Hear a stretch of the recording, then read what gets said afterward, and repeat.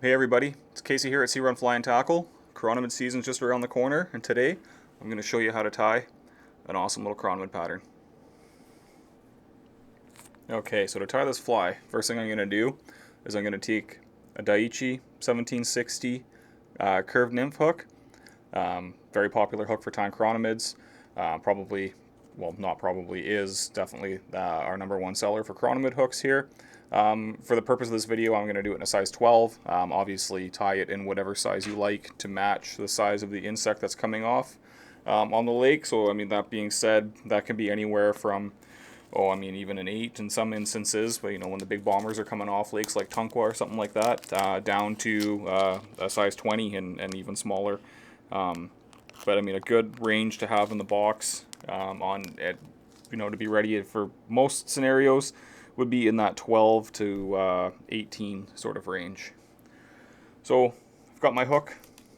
I'm going to slide a Pro-Tyer enticed brass bead on there, metallic brown in a 3/32. And when I'm tying chironomids, especially when I'm going to be tying gills in, which I'll be doing in a second, I always put my bead on so that the flared end, or the big hole basically, points forward, and just that way it's easier to slide over top of the gills when we tie it on. So push that bead onto our hook, fasten our hook nice and secure into the vise, and I'm just going to slide that bead out of the way, making sure that's going to sit in there securely. For tying thread, I'm going to use UTC Ultra Thread 70 denier in brown. I particularly like UTC when I'm tying chironomids because it lays down nice and flat, allowing to make a nice smooth taper. Also, just prevents humps and bumps and stuff, so you can make a nice smooth body. So a couple of wraps just at the eye here. Trim off our tag. And then for the gills, I'm going to use Uni Stretch in white.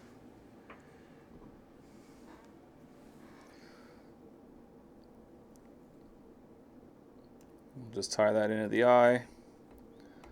Double it over. You don't want to do a ton of wraps just because you don't want to create a whole ton of bulk. Otherwise that bead's not going to slide back over. But having that big end facing the eye of the hook definitely helps in this scenario. I'll tie my thread back a little bit so that my bead will push past it, and then I don't have to worry about doing a huge knot or anything like that. My tying thread will just secure that all in place once we move on to the next step here. So a couple of whips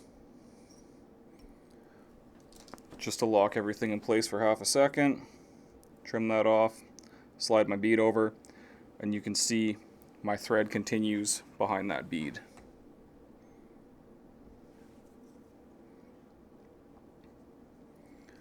There, that's going to lock everything in place.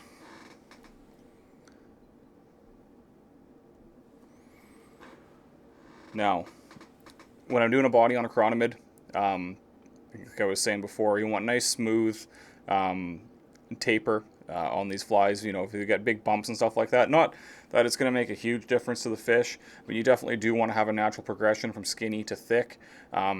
It's more for our eye than anything. I don't think the fish are really that picky if you have a little bit of a hump in your chironomid, but if you got a lot of confidence with the fly that you're tying onto your line, chances are you're going to have better success when you're fishing it. So first piece I'm going to tie in is going to be some UTC Ultra Wire, size small, in black. So that's going to be the last thing that I tie forward, so it's going to be the first piece that I tie in. So just a couple of wraps to lock that in place. My next material is just going to be a single strand of silver Flashabou.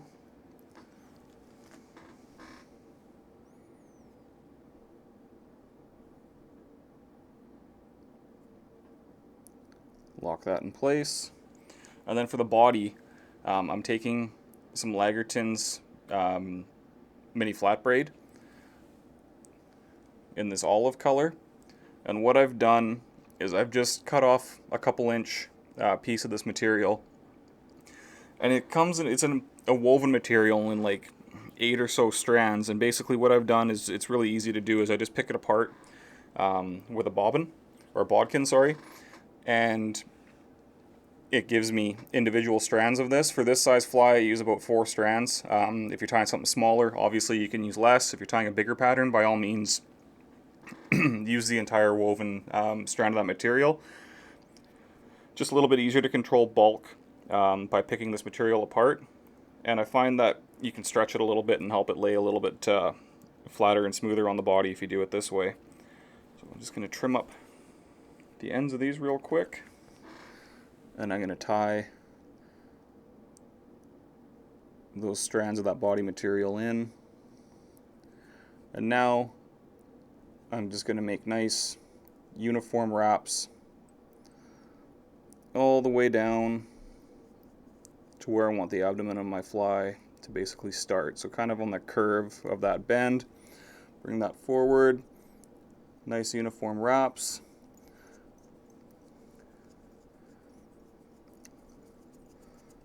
This is much easier to do when there's not a camera in between me and the fly, but I think you guys can get the gist of it. So now, to create some taper, I'm not going to bring that thread quite all the way back forward. Back a little bit ago.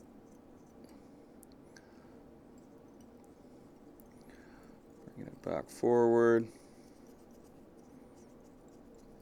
This is the most time-consuming part of tying these flies, is just building that underbody. But if you get this step right, chances are you're going to have a nice looking fly. Alright, so I've got those few strands of my Lagartun mini flat braid. And I'm just going to wrap that over, creating the main color for my body.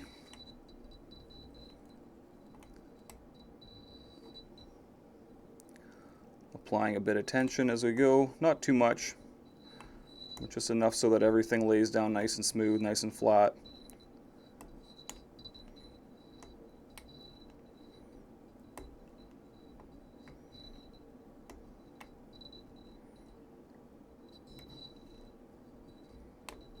And that kind of gives you a nice golden shiny, kind of golden olive sort of shiny body, which helps imitate an ascending pupa.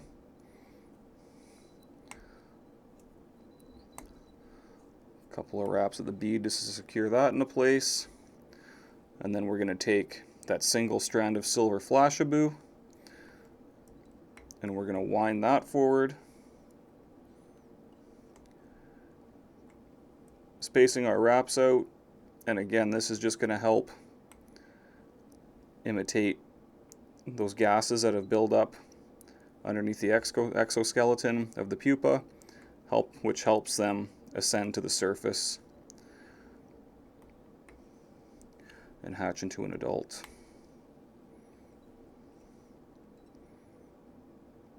So you'll see my ribs get a little bit wider as we go, just like on the natural insect. Again, a couple of wraps just to secure everything into place.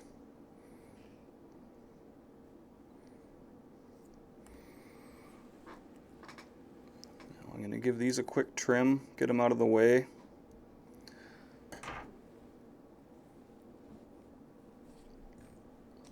And I'm just going to put in a quick whip.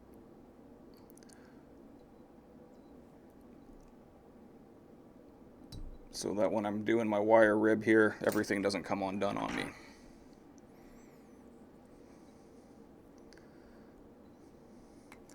So now we're going to take the black ultra wire and we're just going to rib along the side of the Flashabou.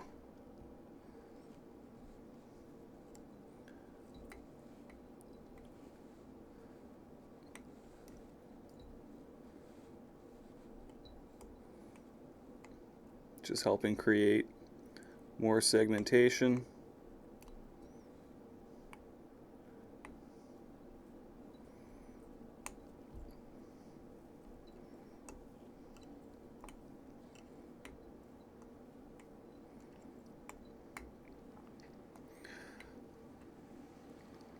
Alright, so now we're going to take our black ultra wire and we're just going to rib along the edge of that silver Flashabou just to help enhance the segmentation.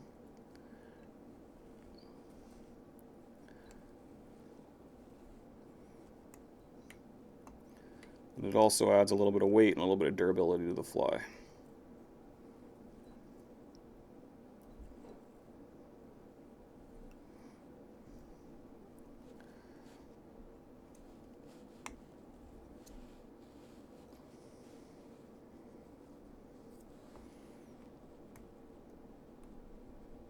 Helicopter off that wire. Build a quick little thread thorax there, a couple of wraps, you don't need too much.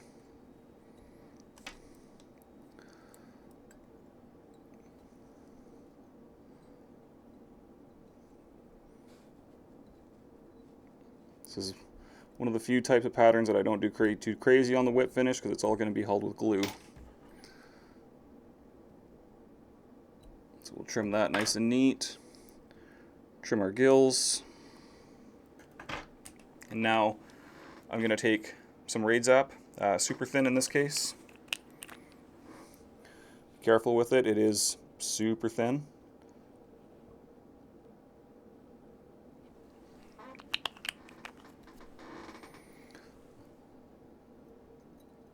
I'll use a bodkin just to kind of help spread it out and to make sure that there's not a big puddle along the bottom of the fly here. Grab my trusty Raidzap light.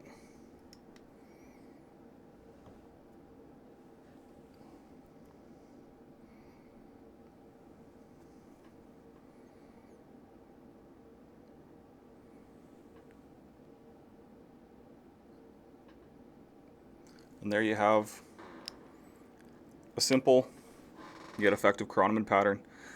So you can gear this towards any lake that you fish. You can tie this in a variety of different colors, variety of different sizes. Yeah, modify it however you like to suit your needs. But a good jump off point and a good one to have in the box. So yeah, give this one a try. Think you're going to like it. And thanks for hanging out. Thanks for watching. If you like these videos, give us a like. Subscribe to us on YouTube.